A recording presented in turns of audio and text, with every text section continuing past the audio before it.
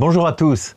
En ce dimanche, le passage qui nous est donné est un passage central des évangiles en tant que tel. C'est la révélation par Jésus des deux grands commandements. Alors ça commence par une question d'un scribe. Le scribe, c'est un savant, c'est quelqu'un qui connaît par cœur l'écriture et qui vient lui demander quel est le premier de tous les commandements. Cherche-t-il à le piéger? On ne le sait. Mais il lui pose cette question et Jésus, bien sûr, y répond. Le premier, écoute Israël, le Seigneur notre Dieu est l'unique, tu aimeras le Seigneur ton Dieu de tout ton cœur, de toute ton âme, etc. Et donc il donne le premier commandement qui, bien sûr, est fondamental et au cœur de tous les contemporains de Jésus. Mais Jésus poursuit, et voici le second, tu aimeras ton prochain comme toi-même.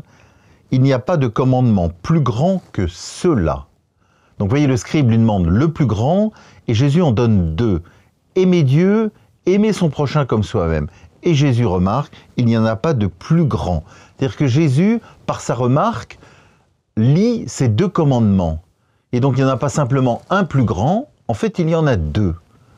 Aimer Dieu, aimer son prochain comme soi-même. Et donc le scribe va remarquer cela, et Jésus va acquiescer à cette remarque du scribe.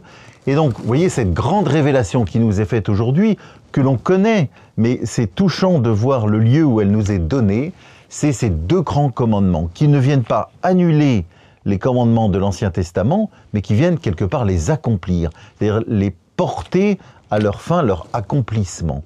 Donc ces deux commandements qui structurent notre vie chrétienne depuis 2000 ans, aimer Dieu, aimer son prochain. Jésus les a réunis comme étant aussi importants l'un que l'autre, et on s'aperçoit que toute notre vie chrétienne s'organise, s'oriente autour de ces deux commandements, et c'est un bon examen de conscience pour chacun et chacune de nous à faire, me semble-t-il, régulièrement.